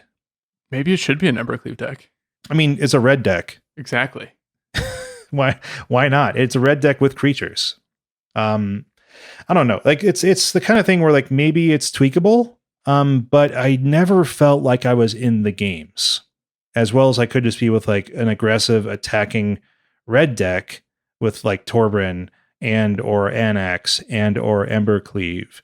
And it's like, well, why am I doing this? Like, even if I get these pieces in play, like, is this worth putting those pieces together when I could just be beating you down and burning you out and casting Embercleave? Always the question that Shane has. Should I do this if I can just win? Yeah. Why? I mean, it would be more fun if like I won more. Like, I mean, that's everyone's, right? That's just like, and it's the kind of thing, like I said, like, I liked playing Frenzy decks. I thought Frenzy was really cool when it worked, especially like, they just had turns where people were like, oh, you're doing it, I'm conceding. And this deck can have those, but at that point, it's like, well, I might be dead in Historic. It's a faster format. There's more removal. There's better removal. There's more sweepers. It's a different environment than the standard world where Frenzy decks could be legitimately tier 1. Totally agree with you in terms of like what happened to Frenzy decks in the course of Historic's history. And I think a big turning point was Jumpstart and some of the sets that came out immediately after Jumpstart, when this type of card, Experimental Frenzy, and like by virtue Birgi, which generates a ton of value from you just casting spells, like, it stopped winning games because the format has so many other single cards that win games on the spot, like Embercleave or like a certain big beater or Nissa, etc. Or Muxus, I think, was like maybe the first turning point. So I'm not surprised that like extra copies of Experimental Frenzy don't do the thing, because Experimental Frenzy, I don't think keeps up with the power level of this format anymore. Yeah. Like whenever I play a red deck without Embercleave, and sometimes even with Embercleave, it's like Lovestruck Beast wins. Game's over. Yeah, exactly. Pretty much legitimately game over. Unless you have like a bunch of burn at that point, right? Yeah, there's so many efficient cards like in the the Eldraine on era where it's like, well, my small red creatures aren't getting enough in because you're setting up a wall so early, or you're gaining life so efficiently, and that's the kind of thing that a card like Embercleave or Anax or Torbran allows you to do, is like, I'm turning the corner hard on turn 4 or something like that. And this deck turns a corner that's maybe more like 45 degrees on turn 5 or 6. And it's like, well, that's not enough. Interesting. Do you think that maybe the deck you put it in was just too fair? I mean, it's not trying to be fair, but like it does look like two different decks sort of mushed together, right? Where it's like, but like, what is a red deck doing if it's not playing those 1-drops? And so, I don't know, like this player and another player they mentioned, they claim they had a very high win rate. I don't see why they'd lie about it. I'm sure that it's something that has some kind of potential, and it's a deck that if you like red decks that go off with Frenzy, like go for it. It's just not the red deck for me in Historic. Yeah, I mean, I think it's worth mentioning that, when Everett was on a couple weeks ago, we kind of all came to the consensus that Birgi is probably more broken in older formats, or has the potential to be more broken in older formats. And that might just be partially true too, because we are definitely seeing her appear in Modern here and there, in particular in a kind of Sramos-esque kind of list where she's part of the storm component of that. That makes total sense. Using that 1 mana blue spell from Mirrodin that returns artifacts to your hand that I am totally forgetting the name of right now, but it's a pretty powerful card that's always on the fringes of Modern to be in decks like this, and it's kind of reemerged here. And also I've seen people like Caleb Shearer and X-Whale, Will Kruger online talking about playing a mono red version of Storm with Birgi in it as well. And so I think there's some possibilities there that, with things like rituals and things like cantrips and Manamorphose and stuff like that, that you might be better. She's just better off in formats like that than she is in formats that don't have those cards. Yeah, like you said, Stan, like this is a fair red deck, right? Because you're not playing Embercleave, you're not doubling up your mana with Wilderness Wreck or more. You're barely playing burn spells. You're just trying to like chain creatures. Yeah, like your end game is, I played 2 Soulscar Mage and a Gitu Lava Runner and maybe a Viashino Pyromancer, and I have to untap. And then I got Wrathed. Yeah, or you attacked into me with your Embercleave creature and I was dead. Yeah, maybe it's not enough. All right, so the last couple of cards I want to talk about really quickly is I decided to try a couple of flyers, as we used to call them in fantasy sports, random cards that I thought could be interesting in Rakdos Sacrifice. So now we're just in grab bag territory. I mean, we already were in grab bag territory with Ascendant Spirit. Birgi, I guess, was borderline, but this is like grab baggy and just stuff I was playing around with. So I'll talk about a few cards that I had that are grab bag overall, Racksack and also blue-eyed auras. I'll talk about auras first. So I tried Spectral Steel in blue-eyed auras as a one-of, just for fun. Okay, so Spectral Steel is a 1 and a white that gives +2/+2, and then also lets you exile it to return an aura in your graveyard to your hand. I am checking the exact language on that, which should tell you everything you need to know about how often I use the activated ability on this, which was never. So I don't think this card is good enough to make it in auras, I guess is the way that I would put that, because it's just too slow and it doesn't do enough on its own. Like just giving a creature a buff with no other benefit, like draw a card or flying or, really anything else, like the curiosity ability, it's not enough to make the cut in auras, even with the promise of trying to recycle something occasionally. It just didn't really feel like it was going to get there for me. Even as a one of, I felt like I wish I had something else. Any thoughts? Nobody else here plays auras, so pass. No, every time I do play auras, though, it's like, how can I possibly keep up with this deck unless I have interaction? Like, auras against me when I'm playing like green ramp is just like, holy moly, do you always have turn 2, whatever that thing is, that draws cards? Yeah. Do you have your 2-drop? Do you have a Core Spirit Dancer? Yeah, Core Spirit Dancer, so good.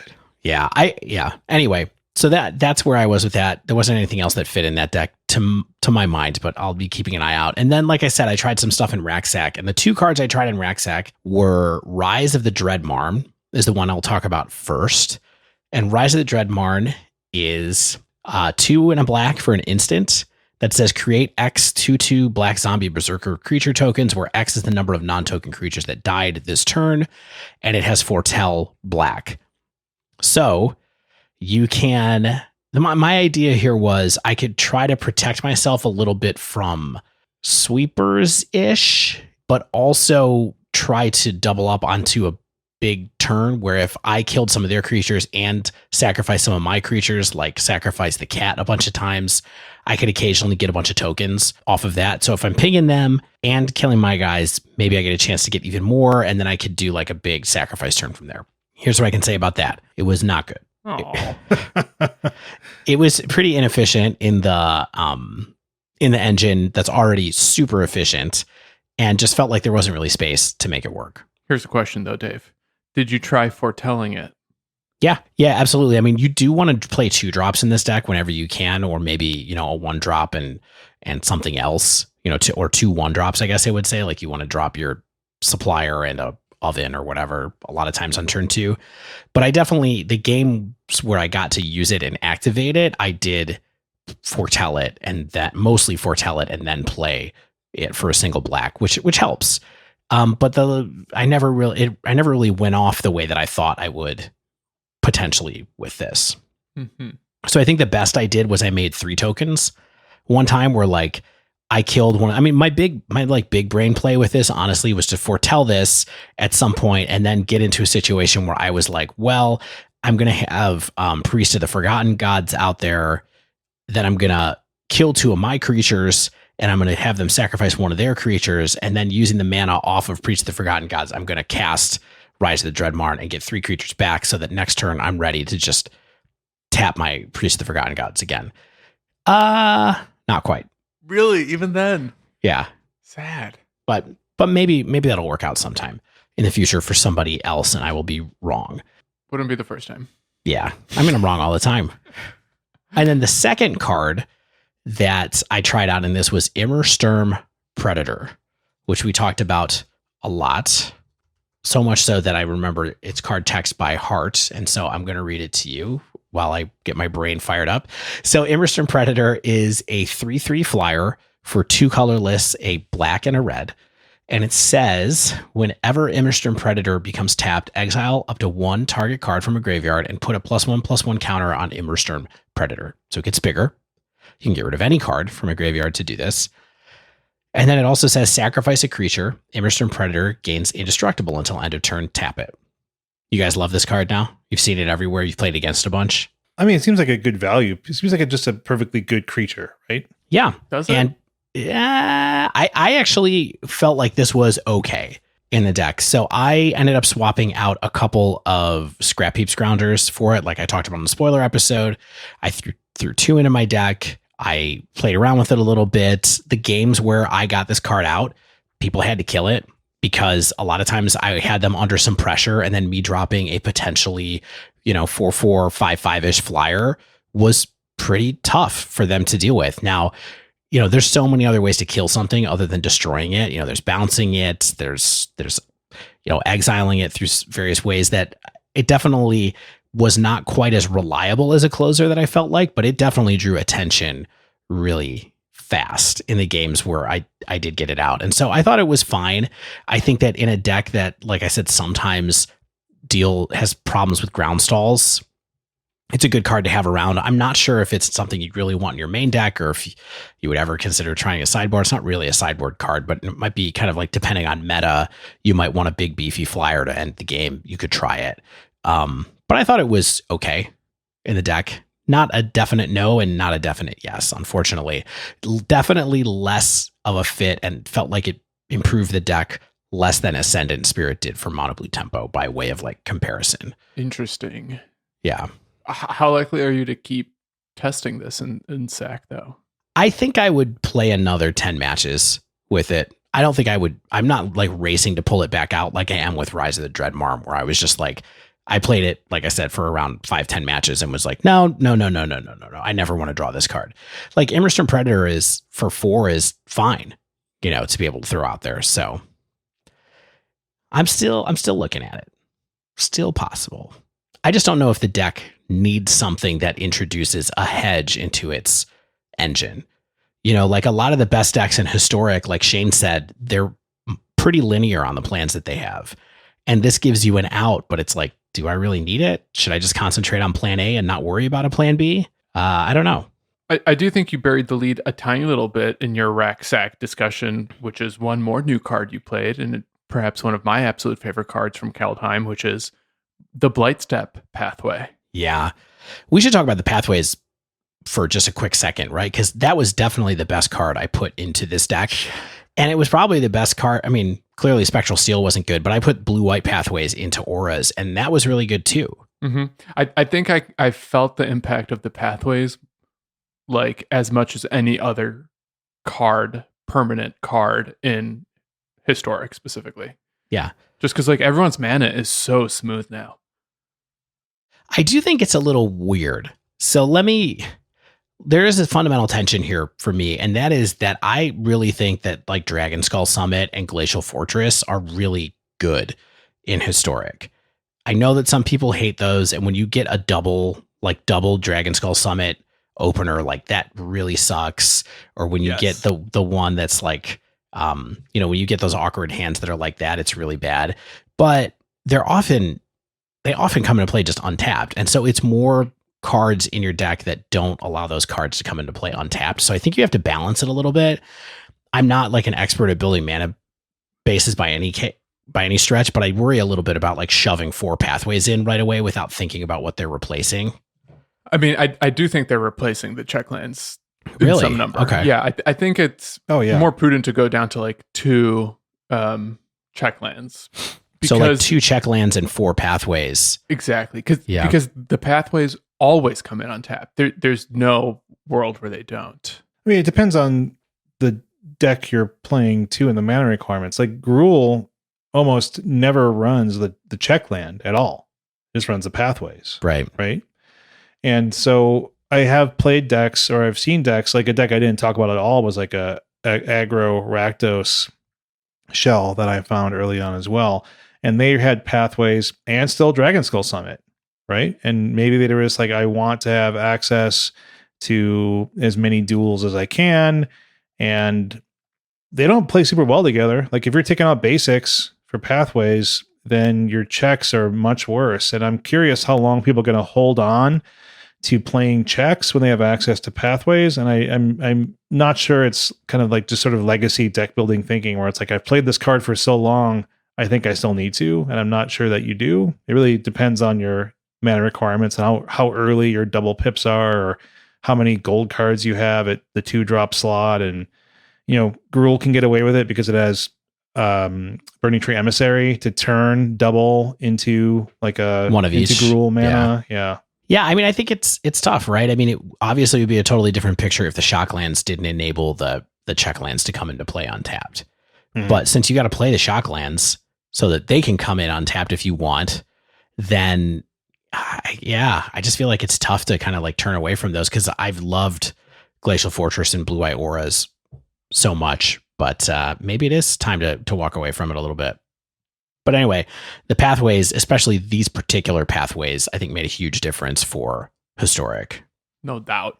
Yeah, I haven't even seen what Selesnya is doing, which was already a very good deck in Historic, and I'm curious how the Selesnya pathway, which is new, right? That's a new one. Yep. That wasn't in the old one. Mm-hmm. Okay. That's good. I was right. So yeah, that'll be good too. I mean, I have nothing to say except people keep sending me green-black elf decks, and one of these days I'm going to do it. And the only reason I haven't crafted it is because it would literally wipe out all of my gold wilds. So it's like either I commit to one deck or I can tinker with several other decks, and I just feel like I should hold off on elves for a little longer. Yeah, I've definitely heard some rumblings. I would not be surprised if that's a deck that in a week or two we are testing and, a leave heave or something like that. Dibs? Can I call if we have to craft it, can I get dibs on crafting privileges? Y'all, I just checked. Selesnya Pathway was in the previous set. So anyway, it already had it. Come Azorius on. got it. Azorius got it. I haven't played Azorius. I have not, like Stan said, sometimes you have to be a little bit precious with your wilds, and Selesnya would almost wipe me out. So Yeah. It still is a bummer to me that these cards aren't good enough to make an impact in Modern. Like, they're just not. And that's too bad because they're cool. So speaking of arena experiences, I think we actually have time for the wind down this week. Let's head on into it. I think Dave, you had a great idea for this week, and talk about some arena experiences from January of 2021. So stay with us.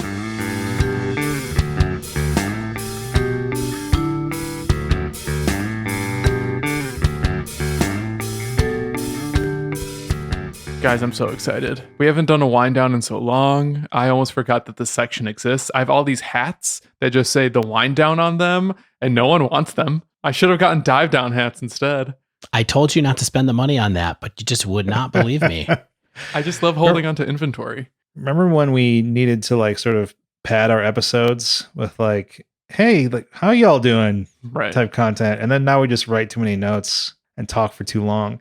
But anyway, like, Dave, I thought you had a great idea for the wind down this week, and let's talk about our experiences last season, January 2021. I think that as we've been playing a lot, I think we've become more serious. We've been talking to our patrons and the Slack a lot about how everyone else is doing there. It's kind of encouraging us, I think, to grind a little bit and see how well we can perform. And I think this is excellent timing for this type of level setting conversation because two things happened over the weekend. New set came out, which rotated the Mastery Pass, and also the monthly rotation of your rank, your limited and constructed rank rotated. So we had kind of like the perfect equinox of technology-based rotations that mean a lot emotionally, but nothing physically. Can I tell you, I just got to say, I love the Mastery Pass. It's just like all these rewards coming in all the time. And like, if you play as much as we do, you get you get most of your dailies, you get your weeklies, you're going to advance that thing well enough along to get that gem value back. I think it's definitely a lot of digital carrots for me, pulling me along, making me play. I know what you mean. It's kind of like GameStop stock. GameStop, like it's GameStonks. It's like MTG stonks because it pays in dividends the longer you hold it. Yes, exactly. Yeah. Get in early. Get in the first of the set, first day. Actually, doesn't matter because you get whatever, Yeah. Some people save. They're like, I'm gonna open this all at once. That's what I've been doing, and I have to hold on to that, I think. Nah. Okay. All right. So how did it go this month? Yeah. So last month, just as a reminder, I made Mythic. Stan made Mythic, right? Did both of y'all make Mythic? No, I finished In December, right? I made Mythic in December. I and finished me too. in Diamond in January. Right. Well, I was trying to do a setup there. So Yeah, the setup was that both of y'all killed it in December, and Shane made it to Diamond in December. No, December I made high plat. I did not even make Diamond. And so when you take a look at your January, what does it look like? January was sick. Like I played a lot less ladder than I thought in January. And that's probably because I started in Gold 4 and did like this quick run to Diamond. I went 21-7 in best of 3 for the cool 75% win percentage with 2 different builds of Gruul aggro. Like I finished off my run to Diamond with a 6-0. Like Dave was co-piloting with me for most of that. That was fun. And then like for the rest of the month, I was kind of just messing around. Like I didn't focus on laddering. Like I like to focus when I play ladder. Like I'm going to sit down for like 2 hours or so. And like, I'm not gonna play on my phone. Like one way I play a lot of Arena is I Steam cast the app to my phone and I play in bed like before I fall asleep. And like, I don't want to do anything serious there for whatever reason. Like I just want to like play best of one and get my dailies out of the way. And you know, I played 91 matches of best of one with my Gruul deck in just normal play mode. Wow. Right? Like, so I played a lot more. I had a 60% win rate there, by the way. But that's where you play like weird random stuff, like people getting their dailies out of the way. But yeah, like I wanted to hit Mythic, but I was playing some other games. I got a PS5. I was playing some other games there. I wasn't really grinding. When Kaldheim came out though, on last Thursday, I used being in Diamond 4 to like just test decks, like that I talked about this episode. Like that was a lot of fun. Like I had no ladder anxiety. It's like I'm already in Diamond 4. I can't go down. Let's play against other legitimate decks with like this new Rakdos deck or this Green Walkers deck or something like that. So how do you all do in your ladder experience? So I had kind of a little bit of like return to earth sort of. So maybe you remember that in the previous set, so my combined win rate in all of Battle for Zendikar was 72%. And before January, my win rate, I think, was in the low 80s overall with all decks. And boy, that did not go that way in January. In January, my combined was 58% win rate. I went 31 and 22. I made it to Diamond 3. But what happened was I made Diamond. So I didn't really play the first couple of week or so while we were doing spoiler episodes and after Christmas and stuff like that. But still in the first like 15 matches I did in January from Platinum to Diamond, I went 14 and 2 with blue-white auras. So to get into Diamond, I went on a 14 and 2 run. And then as soon as I hit Diamond, it was just like, and I just went up and down between Diamond 4 and Diamond 3 across a few different decks. I also, when I hit Diamond, I started testing a little bit just because I wanted to check out some other decks. So I tried black-white auras, did terrible with that. I went 1 and 4 or 1 and 7 with that deck. So I had a terrible win rate with that overall. I tried to go back to auras and started going 50-50 with that. Then I started playing Racksack and did terrible with that. And finally, the deck that I had the best win rate with, other than auras, was Mono Blue Tempo, where I went 5 and 4. So not a great January, at least the second half when I was actually trying to go from Diamond to Mythic. I mean, you experienced the reality of high ladder, which is like you're going to maybe be 55 to 60%, and you're going to play like 100 to 125, best of 3 matches. Or or games at least. I forget what the Karsten math was to make Mythic. It's hard. Yeah, very hard. Yeah, it was too bad. I definitely felt the difference. Like it suddenly felt like towards the last half of the latter half of the month, like auras was just not like knocking wins out of people anymore. And I don't really know if anything changed in particular there. Like my matchups didn't get weird or anything. So tough to say. But I really wanted to try to make Mythic again, and I did not. So, Stan, how about you? I almost made Mythic. I really did. I had some sweet momentum. I got to D1, and then I just hit like this horrendous rough patch where I just couldn't win a game, and I fell back to Diamond 4 from Diamond 1.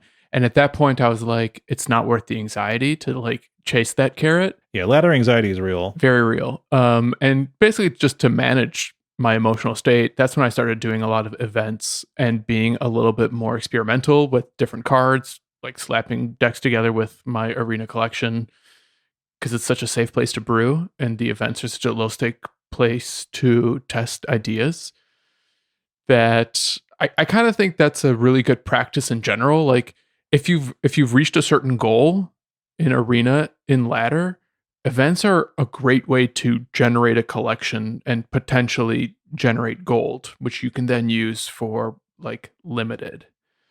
And the reason I bring up limited is because if I'm going to set a goal for myself for this month, I want to draft more, because people keep talking about how one of the ways to game the arena economy is being good at limited, and there's so much good limited content out there. I can listen to some podcasts and maybe I can like Yeah. generate some gems and packs and like get my Vorinclexes and my elves that way. Yeah, it never hurts to play more Magic. That's for sure. I just never have anything to do with my gold. I mean, I thought you can buy new events, buy packs, buy cosmetics of decks you like. That's what I do. Don't buy I love cosmetics. cosmetics. No, cosmetics rule. If you like how your deck looks, you're going to have more fun. Shane, you're not wrong. My Is It aggro deck is mostly like full arted out, and it's awesome. Yeah. Oh yeah. I only have Stomping Ground left in my Gruul aggro deck and like a few sideboard cards, and I love it. Totally worth it. But let's talk about quickly. Let's talk about, do you have any goals? Like, do you have any concrete goals? Maybe not necessary where you end up on the ladder. About, I mean, we're in a new set, gentlemen. Yes. We have new cards to experience. I think I want to play. I think I'm going to make Diamond again and play a bunch of weird stuff again, depending on what we're testing for the episodes. But I think that it pays to be experimental early on, potentially. And I don't just want to be playing Gruul for another 100 matches. You know what I mean? Like, we're in a new set. Let's play something new. Yeah. I mean, I'm definitely looking for something different to play, which is why I've been keeping an eye on the mono green deck. You know, I would probably, maybe I'll try some mono green planeswalkers a little bit. Maybe I'll keep trying to play some blue tempo and see if it actually turns into something that actually has a winning record. I don't know. I'm really keeping an eye on what the next thing could be, because as much as I love playing auras, it's definitely getting a little stale, and it feels like people are very ready for it right now. So, and I guess the other thing is, you know, I'm looking at this. I played 53 matches last month. I really should probably get up closer to 100 for a month, but I'm not sure what the kind of like a good number to be at is. 1 million? 1 million. All right, I'm gonna shoot for 1 million matches in February. I like it. You know, so we played a lot of Historic. Quick, I think Historic's in a solid place. That's how I feel about my experience in January. I thought Historic still feels fun to me. Like, when I do see some occasional complaints about Historic, I think there's a lot of decks with like similar power levels. I think nothing's feeling too above and beyond. I think nothing's feeling particularly broken that doesn't have things that can hurt it. I like the gameplay in a lot of my games. I feel like I'm making decisions often that matter. You know, and I think that's good. I think that it's still a format I'm enjoying playing a lot. And looking at how streamers are playing Modern right now doesn't make me really want to go back there until that's figured out. Dave, do you think you like Historic the same, more, or less than Shane? I think I like it less than Shane, but not in a bad way. I think it just because I like Modern more than Shane right now. I think that's how I feel. And I'm not trying to be like Dave, even though I do. And I am. Who doesn't want to be Dave? Who doesn't want to be Dave? Look at how cool this guy is. Look at this. I always just wish Modern was an arena. I will tell you, I'm so with you on what you said a couple of episodes ago, where you were like, I love being able to just play on arena, because that is a big part of it. It's like, it runs really well on my computer, yes, honestly. And like, I don't, Magic Online doesn't. And so there is a little bit of friction there. You just need to uninstall Magic Online and reinstall it, and you will be amazed at how much better it runs from that act. Really? Maybe I should try. I mean, I literally just did a new install of a virtual PC on my Mac, because that's how I play it, and have for years. And it got better for like a week, and then it was like bad again. I was having MTGO problems, and then I did an uninstall and reinstall, and it was night and day. Yeah. I mean, it's all good on my desktop, but like, I also don't like to be isolated from my wife for like 4 hours at a time. Set up remote desktop on your laptop. To my desktop? To your desktop, yeah. Yes. Okay. Now we're talking. Yeah. Okay, done. This is the IT quarter. Yeah. The compute down. So that's going to be our next bonus episode, right? Is the IT suggestions from Shane? Yeah. Yeah. How to get Arena on your phone without installing the Android app. Which we didn't talk about, which is adequate. Oh yeah. And yeah, you've been playing the Android app, right? Yeah, it's fine. It's fine. It doesn't track my untapped stuff, which is just like, I love data. Stan, take us out. I'm going to keep talking about technology. Well, I want a double wind down where we just talk about cable management. Is this Battle Stations on Reddit? Shane has a lot of good YouTube videos about cable management. You guys seen any of his Twitch VODs where he's like just coiling cable and uncoiling it again? All right, that's enough zip tie talk for one Monday. This does wrap up this week's show. If you haven't yet, make sure you subscribe to our podcast. get the latest episodes as soon as they come out. If you use Apple Podcast or Spotify, you can leave us a rating and review. Also, we record on Monday nights, and when we record, we do stream ourselves over at twitch.tv/thedivedown_Shane. Come hang out. We're not great at managing chat, but that's because we're too busy recording this show for you. But we keep an eye on the chat, and sometimes I drop in Pokemon emojis. If you'd like to submit a question to the podcast any other day of the week, you can tweet us at The Dive Down, all one word, or email thedivedown@gmail.com. You can support the show via our Patreon over at patreon.com/thedivedown. You can also support our show via Mana Traders. If you use coupon code TheDiveDown, you'll get 15% off your first 3 months of a Magic Online rental subscription. We use it, we love it, and we think you'll like it too. Also, if you're just a Magic Arena player, you can download the Untapped tracking software over at untapped.thedivedown.com. We get a little kickback from that as well, and you don't have to spend any money. You just get more data about your arena play. Ladder play, basically. As always, special thanks to the bands Nowhere and Spaceblood for letting us use their music. And until next week, get out there and try new cards!